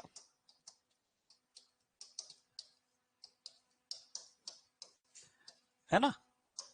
इसको अंग्रेजी में कहते हैं स्टेल सीड बेड। क्या कहते हैं बेटा? इसका वास्तविक नाम है निस्तेज क्यारी। क्या नाम है? निस्तेज क्यारी। इसका मुख्य रूप से प्रयोग किया जाता है रबी की फसलों में। किसमें किया जाता है बेटा? रबी फसलों में। क्या किया जाता है? बुआई से पहले ही बीज सैया को 1 से 2 बार खरपतवार मुक्त बना दिया जाता है। मतलब खेत में सिंचाई करो, खरपतवार उगे उनको मार दो, फिर सिंचाई करो, फिर उगे, फिर मार दो। अब क्यारी के अंदर खरपतवार नहीं है, तो इस क्यारी को हम क्या कहेंगे? निस्तेज क्यारी। ऐसी क्यारी जिसमें कीट रोग खरपतवार के कोई लक्षण नहीं दिखाई देते हैं, है ना। अब यहाँ पर अपने को दो चीजें और दिखाई देगी। एक को हम कहेंगे आत्मघाती अंकुरण। क्या कहेंगे?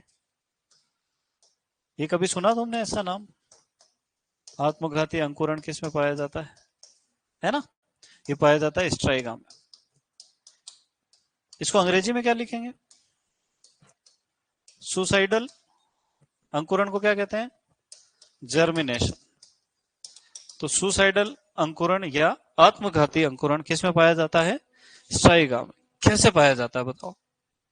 एक रसायन आता है स्ट्राइगोल।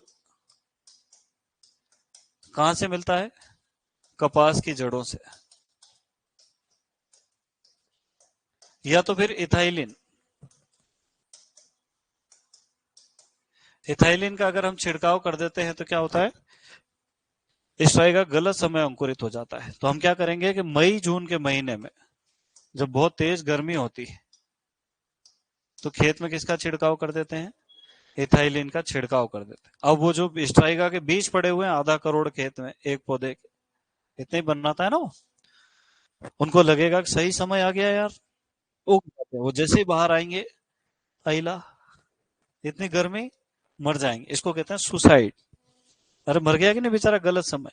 तो गलत समय अंकुरित करवा के मार देना क्या कहलाता है? आत्मघाती। प्रश्न इतना ही आता है कि आत्मघाती अंकुरण का संबंध किस खरपतवार से है? स्ट्राइगर। एक और शब्द आता है सेंसर मैकेनिज्म, यही समझा देता हूं एक साथ।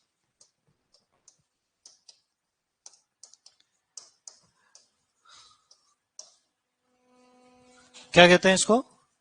अब इसका कोई हिंदी नहीं है, सेंसर मैकेनिज्म। देखो मुझे बताओ, फसल के बीज तो अपन प्रकीर्णन करते हैं उनका। खरपतवारों के प्रकीर्णन की एक विधि यह है कि कुछ खरपतवारों में उनका फल जो है वो ब्लास्ट के साथ फूटता है, फटाक। इसके कारण बीज थोड़े ज्यादा दूर जाके, दलहनी फसलों में भी होता है ना डाइसेंट, फलियों का चटकना। वो चटकती है इसलिए कि चटक के थोड़ा दूर गिर जाए ताकि इतने इलाके पे मैं कब्जा करूं। समझ रहे हो कि नहीं? वैसे ही जो पापावरेसी कुल के पौधे होते हैं, जैसे अफीम, उसका डोडा भी फटता है फटाक। जैसे सत्यानाशी भी उसी कुल का है, उसका भी फल फटता है। तो आपसे पूछे सेंसर मैकेनिज्म किस में पाया जाता है? सत्यानाशी। एक निश्चित मॉइस्चर कंटेंट और टेम्परेचर पर उसका फल जो है ब्लास्ट हो जाता है। वो ब्लास्ट होने से वो बीज ज्यादा गिरते हैं, जिससे उसके बच्चों के पास ज्यादा जगह रहती है उगने के लिए, है ना। तो इसको क्या कहेंगे अपन? Sensor mechanism. ये कोई नहीं पूछता कि समझाओ, वो पूछता है सेंसर मैकेनिज्म किससे संबंधित है? सत्यानाशी। आत्मघाती अंकुरण किससे संबंधित है? स्ट्राइगा से। चलो इतना तो लिखो पहले। हे भगवान।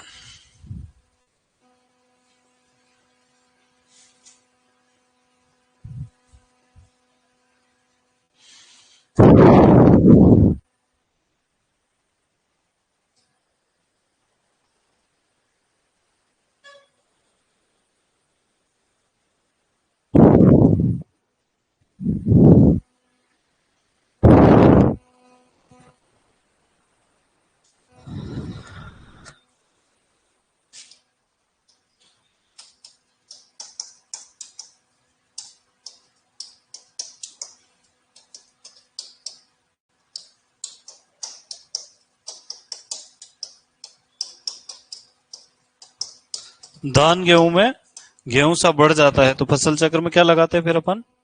बरसीम, है ना। इसके अलावा शिकारी फसल या पलवार फसलों का प्रयोग भी हम लोग कर सकते हैं। मैं 1 मिनट आ रहा हूं, है ना।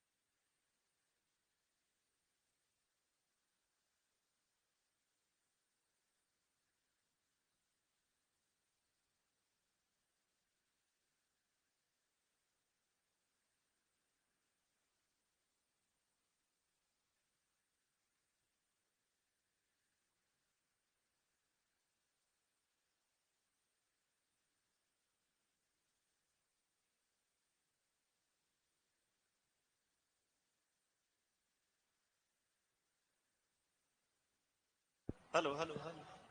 हैं? अंकित जी आए थे क्या आज? ये आगे किसने बढ़ाया?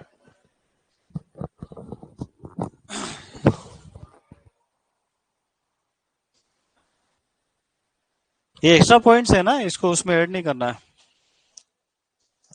एक होती है शिकारी फसल, इसके बारे में लिखा है क्या मैंने तुमको? है ना? या आच्छादित फसल उगाकर।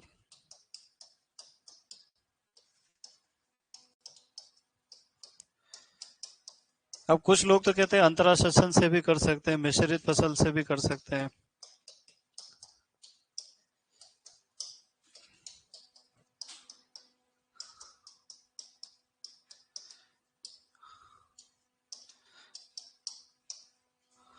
अपन ज्यादा दूर दूर पौधे उगाएंगे तो खरपतवारों को जगह मिलेगी।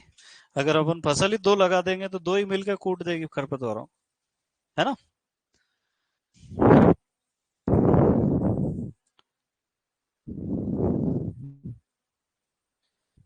पीरियोडिक टेबल दे दी भाई।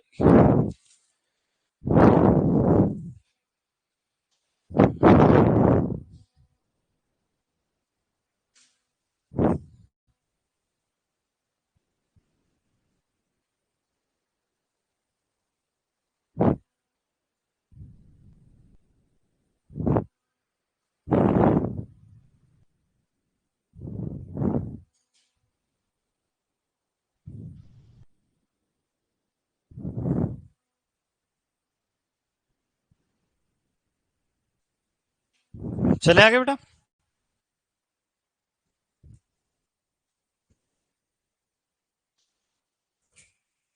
चले क्या?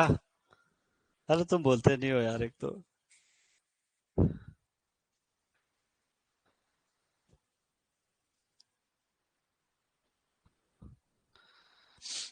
नहीं बताओगे? हम्म, चलो। अब अपन पढ़ेंगे रासायनिक नियंत्रण। तुम इतने खुश क्यों हो रहे हो आज, पहले बताओ मुझे।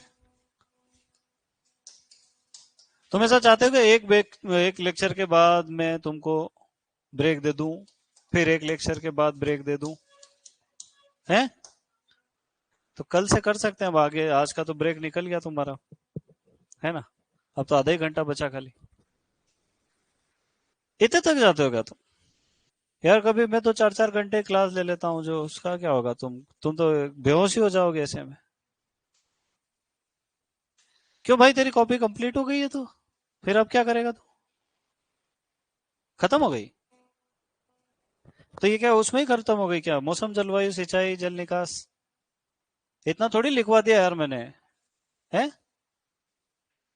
अच्छा, इसी में लिखा। आपने कितने पेज हुए देखो जरा, देखें।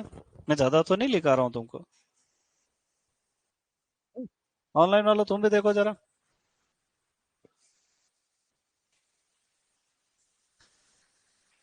ऑनलाइन वालों देखो, सर थोड़ा पीछे लेना। अरे कोई ट्रैक्टर थोड़ी चला रहा हूँ मैं जो आगे लूँ पीछे लूँ। कैसे बच्चे यार, बहुत खतरनाक है। बस इतने से ही हुए अभी? कितने लेक्चर ले लिए मैंने? कितने लेक्चर हुए? 15-20 हो गए कि ज्यादा हो गए? कितने चैप्टर हो गए? बहुत ही कम पढ़ा है फिर, चलो आगे। बाकी पोषक तत्व, खाद, उर्वरक, जैव उर्वरक में कितने हुए?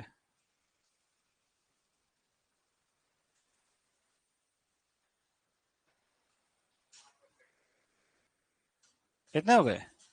वाह। चलो चले आगे। 177 पेज टोटल एग्रोनॉमी। चलो। अब कौन सा नियंत्रण पढ़ रहे हो अपन? रासायनिक नियंत्रण। रसायन समझते हो तुम लोग? हाँ, जो केमिस्ट्री में आते हैं वो सब रसायन। तो जब रसायनों का प्रयोग किया जाता है खरपतवारों के नियंत्रण में, तब इसको हम क्या कहते हैं बेटा? रासायनिक नियंत्रण, जिसको अपन क्या कहेंगे यहाँ पर? Chemical control. क्या कहेंगे? केमिकल कंट्रोल, है ना? अब देखो यहां पर बहुत सारे शब्द आते हैं। जैसे एक शब्द आता है पेस्टिसाइड। कभी नाम सुना तुमने?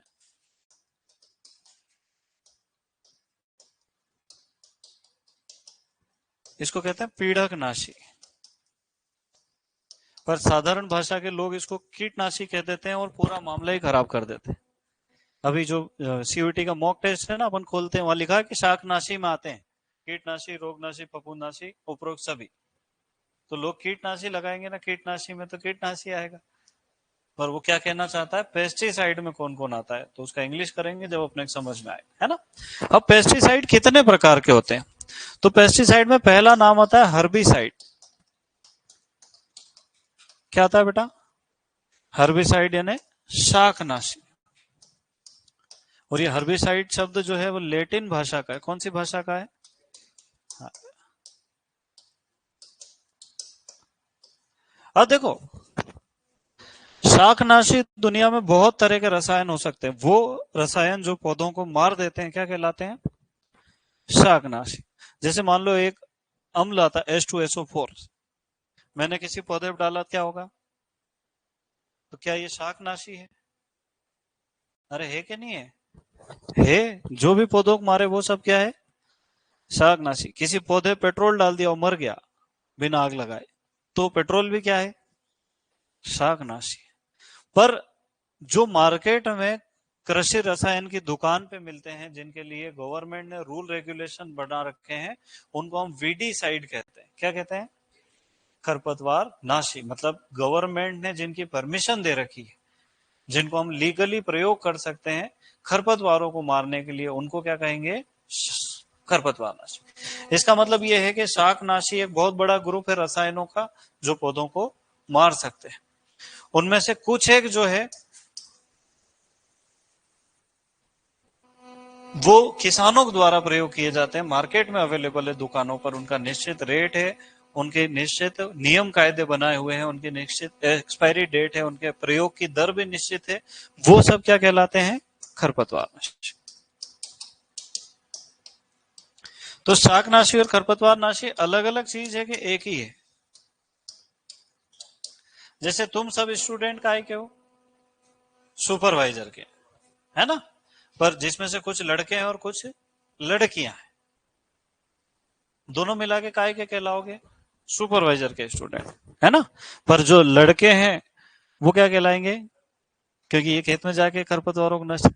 तो शाकनाशी एक बहुत बड़ा ग्रुप है रसायनों का, जिसमें से कुछ एक का हम प्रयोग करते हैं खरपतवारों के नियंत्रण में, और उन्हीं को हमने क्या नाम दे दिया, तो हम कह सकते हैं कि सभी खरपतवार नाशी निश्चित रूप से क्या है, पर सभी शाकनाशी का प्रयोग खरपतवार नाशी के रूप में नहीं कर रहे हैं, कर सकते हैं पर कर नहीं रहे। अब समझ में आ गया, वेरी गुड। कई बार इसी में कंफ्यूजन रहता है जिंदगी भर, कई तो एक ही मानते हैं, शाकनाशी खरपतवारनाशी, खरपतवारनाशी शाकनाशी, पर शाकनाशी एक बड़ा ग्रुप है, एक परिभाषा है, उसके अंदर जो जो आता है सब शाकनाशी। उनमें से जिनको हम प्रयोग करते हैं वो क्या कहलाते हैं, खरपतवारनाशी, और उनको अंग्रेजी में क्या कहते हैं बेटा, वीडीसाइड। ये किसको मारेंगे, खरपतवारनाशी। तो जो कंपनियां बनाती है वो क्या है, वीडीसाइड्स। जो किसान मार्केट से खरीद के लाता है वो क्या है, वीडीसाइड। और ये किसका प्रकार है, हर्बिसाइड्स का एक प्रकार। फिर एक होता है फंजीसाइड। इसका क्या मतलब है बेटा, ये थोड़ा अंग्रेजी लिख दूं क्या मैं इसमें, तुमको एकदम से डर तो नहीं लगेगा, लग जाता है यार। फंजीसाइड को क्या कहते हैं अपन, फफूंदनाशी या कवकनाशी। ये किसको मारते हैं, फफूंद को मार देते हैं। अच्छा, पेस्टिसाइड तो हो गया अपना, ये सब पेस्टिसाइड के ही प्रकार है ना, ये ध्यान रखना, ये सब किसके प्रकार है, पेस्टिसाइड। चलो, अब एक आता है अपना कीटनाशी, जिसको अपन कहते हैं इंसेक्टिसाइड। क्या कहते हैं बेटा, इंसेक्टिसाइड किसको मारेंगे, कीटों को मारते।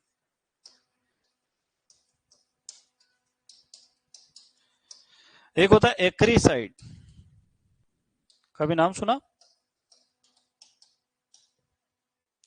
बरूथीनाशी, अब तो नहीं सुना। ये मकड़ियों को मारते हैं, किसको मारते हैं बेटा, मकड़ी, बिच्छू और केकड़ा। ये कीट नहीं है, क्योंकि इनके 8 पैर होते हैं। कीट के कितने होना चाहिए, 6 होना चाहिए। कितने होना चाहिए, कीटों के 6 पैर होना चाहिए, पर मकड़ी, केकड़ा और बिच्छू ये 8 पैर वाले हैं। ये इंसेक्टा में नहीं आते हैं, ये एरेक्निडा में आते हैं। किस में आते हैं, तो वो इनसे नहीं मरते, उसके लिए अलग से रसायन आते हैं, उनको क्या कहते हैं अपन? बरूथी नाशी। और बताओ, और क्या सुना तुमने मार्केट में, बताओ। नेमाटीसाइड, नेमाटीसाइड किसको कहेंगे बेटा? सूत्रकृमिनाशी।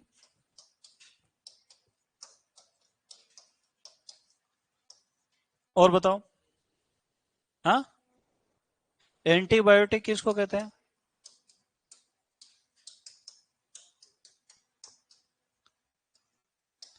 जीवाणुनाशी।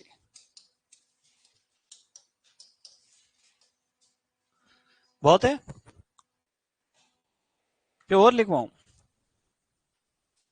तो बहुत है यार। सुसाइड मतलब स्वयं नाशी, जो खुद को मार ले वो क्या कहलाता है? सुसाइड। तो ये साइड जो है ये सब लैटिन भाषा के शब्द है ना? हर्बिसाइड, इंसेक्टिसाइड, ये सब किसके प्रकार है बेटा? पेस्टिसाइड। अब अपने को एक चीज देखना, पेस्ट क्या है? पेस्ट को हिंदी में कहते हैं पीड़क। वह जीव जो हमारी फसलों को पीड़ा पहुंचाता है, हानि पहुंचाता है, उसी को क्या कहेंगे? पेस्ट। अगर पड़ोसी भी रोज गन्ने उखाड़ के ले जा रहा अपने खेत में तोड़ के, तो वो भी क्या है? पेस्ट है। जंगली सुअर भी क्या है? पेस्ट है। नीलगाय भी क्या है? तोते भी क्या है? पेस्ट है। फफूंदी भी क्या है? कीड़े भी क्या है?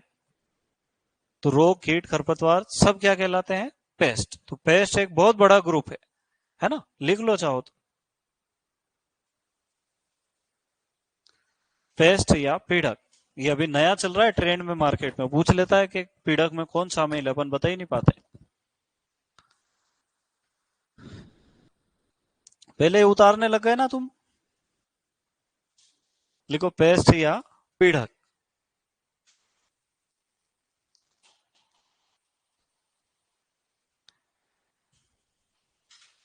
कोई भी जीव यदि फसलों को हानि पहुंचाता है, कोई भी जीव यदि फसलों को हानि पहुंचाता है, तो क्या कहलाता है? पेस्ट कहलाता है।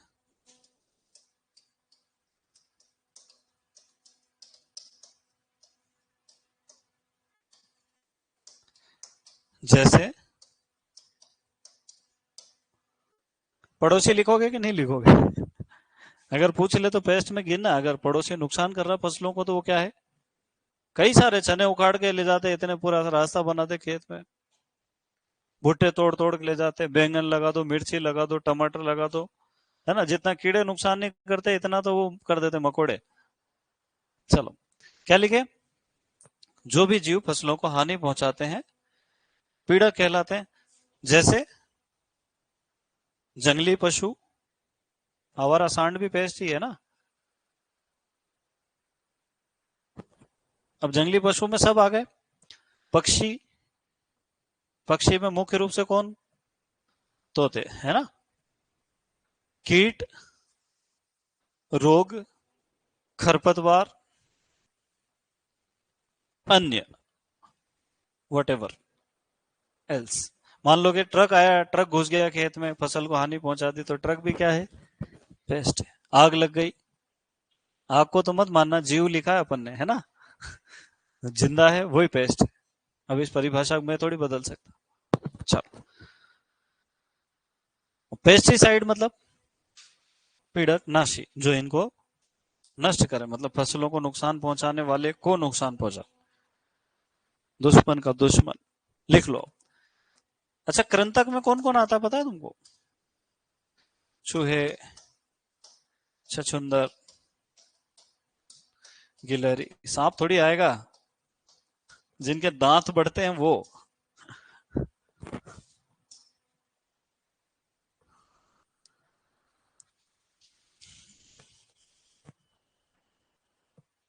कितने दिन हो गए इस खरपतवार को? आज तीसरा दिन है, चौथा है? पांचवा नहीं है? एह, एह, एह, एह। मंडे को स्टार्ट किया ना? आज गुरुवार है, बुधवार है? अच्छा,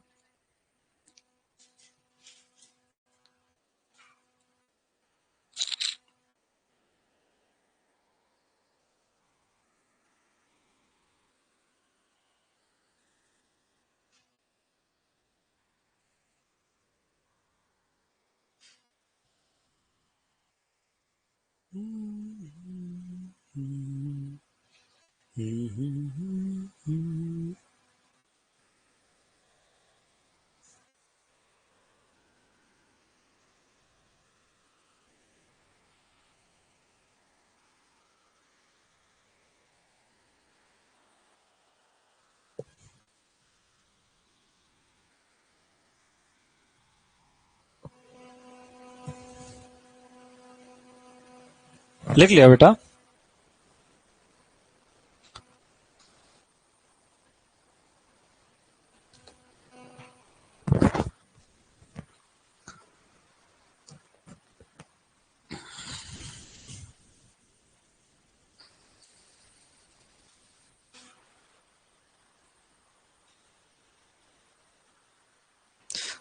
तुम्हारे एंटोपैथो क्लासेस थोड़ी लगी? तुम्हारे सिलेबस में है क्या एंटोपैथो? नहीं है?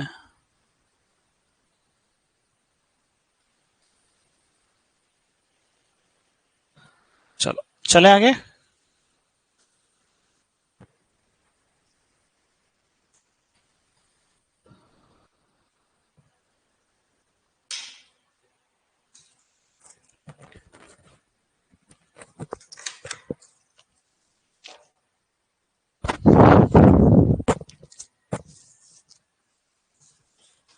अरे चले क्या?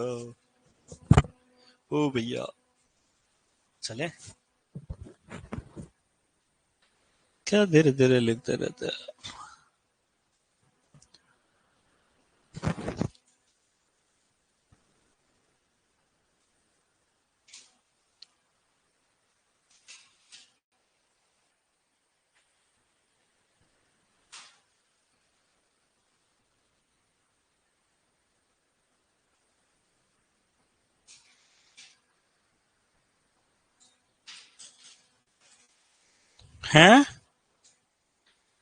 लिख लिया?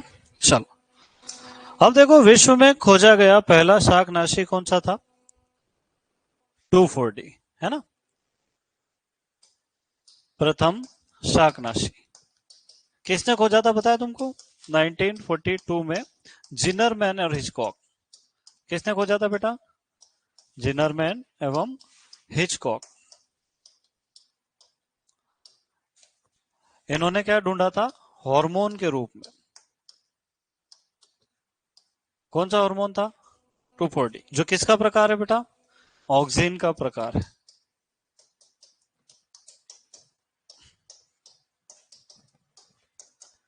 तो ऑक्सिन के कितने प्रकार पता है तुमको? 4। IAA, IBA, NAA और 2,4-D। कितने हो गए बेटा? 4। Indole acetic acid, indole butyric acid और नेप्थेलिक एसिटिक एसिड और 2,4-डाई क्लोरोफेनॉक्सी एसिटिक एसिड, जिसका नाम क्या है? 2,4-D। अब ये अगर 20 ppm से कम सांद्रता पर हो तो ये किसका काम करता है? हार्मोन का काम करता है। पर अगर ये ज्यादा हो जाए तो ये किस काम करता है? क्या बन जाता है? शाकनाशी बन जाता है। क्या बन जाता है? शाकनाशी, है ना? और इसके शाकनाशी गुणों की खोज किसने की?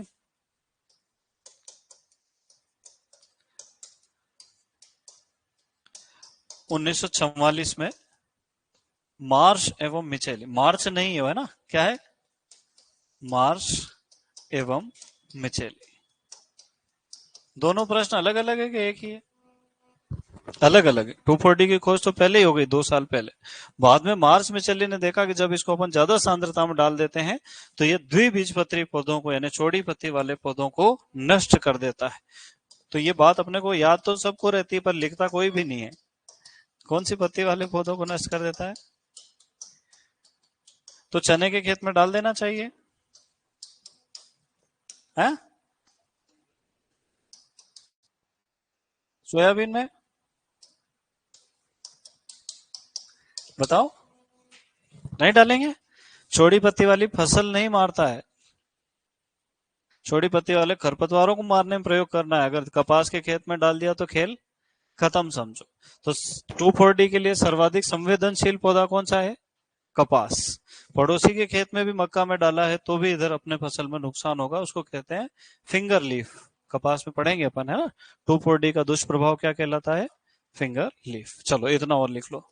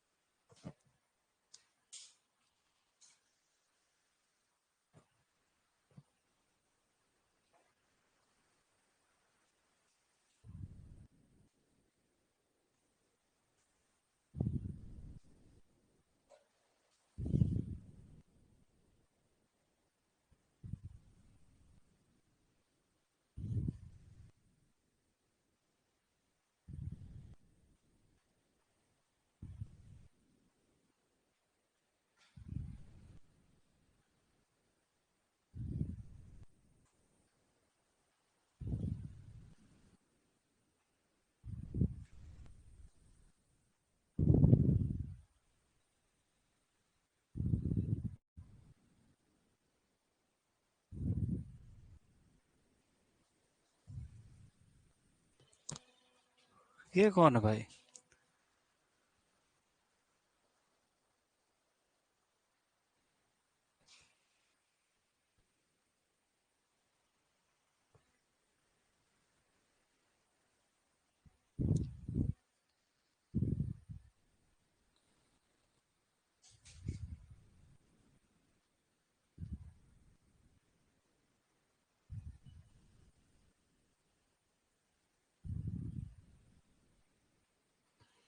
चलो चले आगे।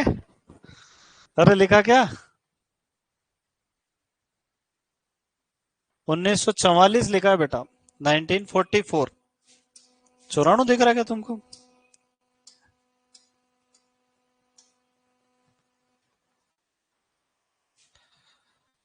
2 साल बाद।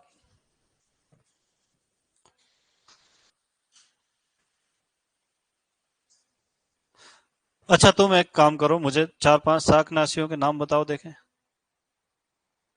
हैं? बता सकते हो क्या? पैराक्वेट, डाइक्वेट और एट्राजिट और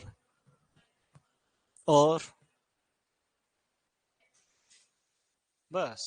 चलो अब देखो, लगभग 400 प्रकार के शाकनाशी प्रयोग होते हैं।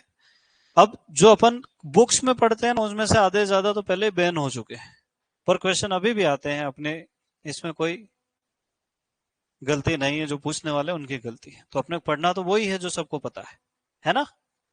मार्केट में जाने के बाद पता चलेगा कि वो मिल ही नहीं रहा है, वो बात अलग बात है। अपन एग्जाम के लिए पढ़ रहे हैं, खेती करने के लिए नहीं पढ़ रहे। तो अपन पढ़ेंगे शाकनाशियों का वर्गीकरण। क्या पढ़ेंगे बेटा? शाकनाशियों का वर्गीकरण। अब वर्गीकरण का मतलब है कि कोई न कोई आधार होगा, है ना। तो अपन 3 आधारों पर पढ़ेंगे। एक वर्णात्मकता या चयनात्मकता,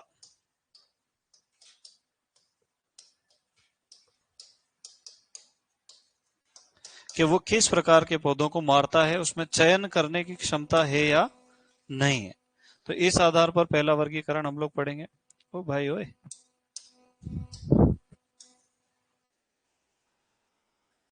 दूसरा वर्गीकरण हम पढ़ेंगे स्थानांतरण के आधार पर, कि पौधे के किसी भाग में डालने पर वो पूरे पौधे में फैलता है या नहीं। और तीसरा हम पढ़ेंगे उपयोग के समय के आधार पर, कि शाकनाशी का उपयोग कब करना चाहिए। कब करना चाहिए? तो अलग अलग समय आएगा सबका।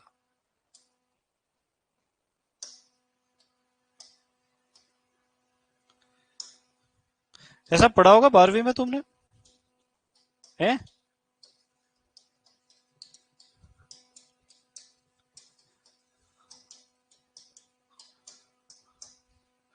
कितने प्रकार हो गए बेटा? 3 प्रकार हो गए, है ना। पहला किस आधार पर करेंगे? वर्णात्मकता या चयनात्मकता के आधार। दूसरा किस आधार पर कर रहे हैं अपन? उपयोग के समय के आधार पर। और तीसरा किस आधार पर कर रहे हैं? स्थानांतरण के आधार पर। पहला अपन देखते हैं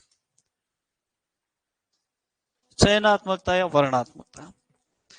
यदि वो शाकनाशी सभी पौधों को मार देता है, जिस पे डालो उसको ही मार दे, तो इसका मतलब उसमें चयन करने की क्षमता नहीं है, उसको हम कहेंगे अचयनात्मक या अवर्णात्मक। अंग्रेजी में कहते हैं नॉन सिलेक्टिव। क्या कहते हैं?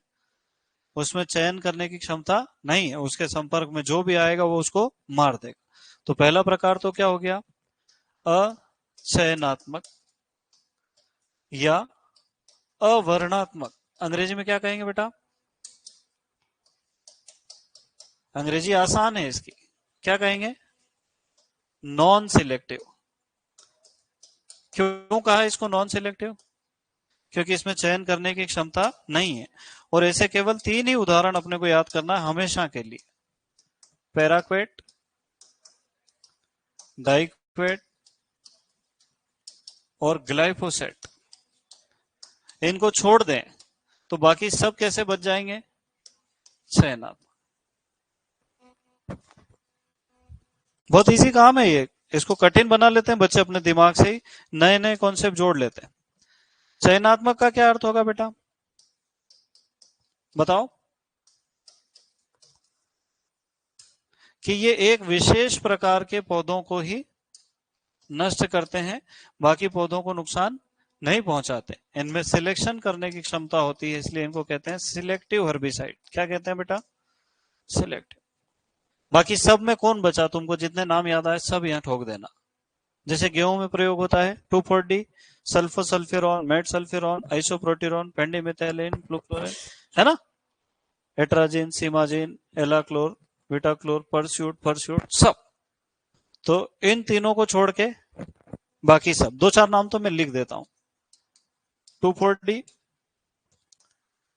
आइसोप्रो, ये जगह नहीं बचेगी यार, मैं लिखने में तो सारे ही लिख दूंगा। आइसोप्रोट्यूरॉन, है ना? और क्या बच गया अपने पास? सल्फोसल्फ्यूरॉन और मेटसल्फ्यूरॉन। ये गेहूं के चारों लिख दिए मैंने।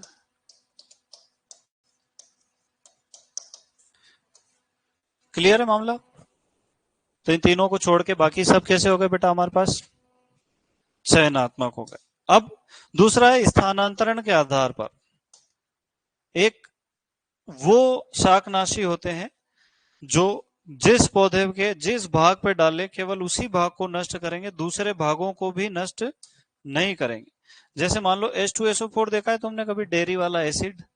अगर मैं उसमें ऐसे हाथ डुबा के यूं छींटे मारूं तो पूरा आदमी जल जाएगा कि जिस जिस स्थान पर वो गिरा है वही जलेगा, है ना? तो कीटनाशी भी वही और शाकनाशी भी वही, ये केवल उस भाग को ही नष्ट कर दे। मान लो आधी पत्ती पे गिरा तो आधी पत्ती खराब होगी, आधी जो बच गई वो काम करेगी। इनको कहते हैं अपन संपर्क शाकनाशी। क्या कहते हैं बेटा? संपर्क। अंग्रेजी में कहते हैं कांटेक्ट। क्या कहते हैं? Contact herbicide. ये केवल किस भाग को नष्ट करते हैं? उसी भाग को नष्ट करते हैं जो शाकनाशी के संपर्क में आता है। मतलब पूरे पौधे को नष्ट करे उसकी कोई गारंटी नहीं है।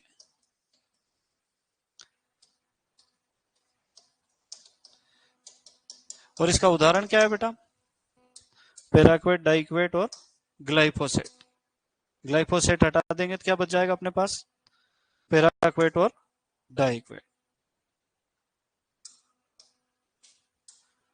तो इसका उदाहरण भी लिख देता हूं मैं यहां पर।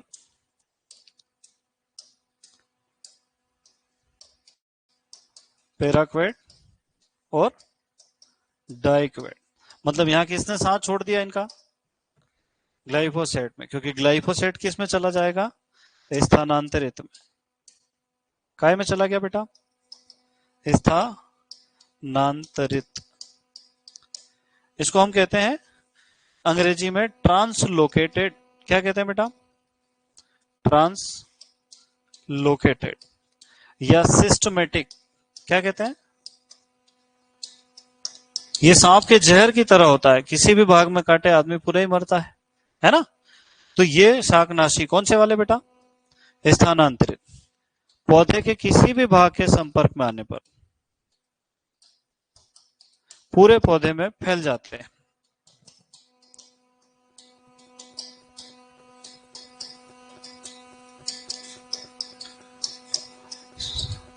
ये इंपॉर्टेंट बात है ना कि पूरे पौधे में कौन फैल जाता है।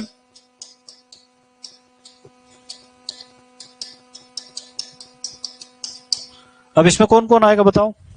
सबसे पहले तो कौन आएगा, हाँ जिसने सांस छोड़ दिया, ग्लाइफोसेट। और बाकी के ये चारों पांचों भी इधर आ जाएंगे क्या, है ना। तो यहां मैं लिख देता हूं बाकी सब, ताकि बार बार तुमको रटने की जरूरत ही नहीं पड़े। किसको छोड़ना है, केवल और केवल पैराक्वेट डाइक्वेट को छोड़ दिया, बाकी कब, बाकी सब इधर आ जाएंगे। ठीक है,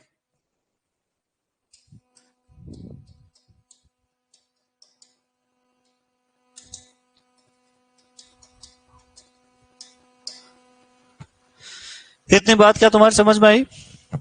पैराक्वेट डाइपेट ग्लाइफोसेट तीनों कैसे हैं, अचयनात्मक, वो सबको मार देते हैं, चयन करने की क्षमता नहीं। उसमें भी दो तरह के लोग तो संपर्क आते हैं, पैराक्वेट और डाइक्वेट। और ग्लाइफोसेट कैसा है, स्थानांतरित, सांप के जहर की तरह पूरे पौधे में फैल जाता। क्लियर है मामला। अब मुझे बताओ अचयनात्मक संपर्क शाकनाशी के उदाहरण है पैराक्वेट और डाइक्वेट, अचयनात्मक स्थानांतरित शाकनाशी का उदाहरण है ग्लाइफोसेट। तो ऐसे दो दो मिला के प्रश्न वो पूछता है, लिख लो। टाइम हो गया क्या, चलो तो तीसरा वाला अपन कल पढ़ेंगे, मुझे भी अब मैराथन क्लास लेना है।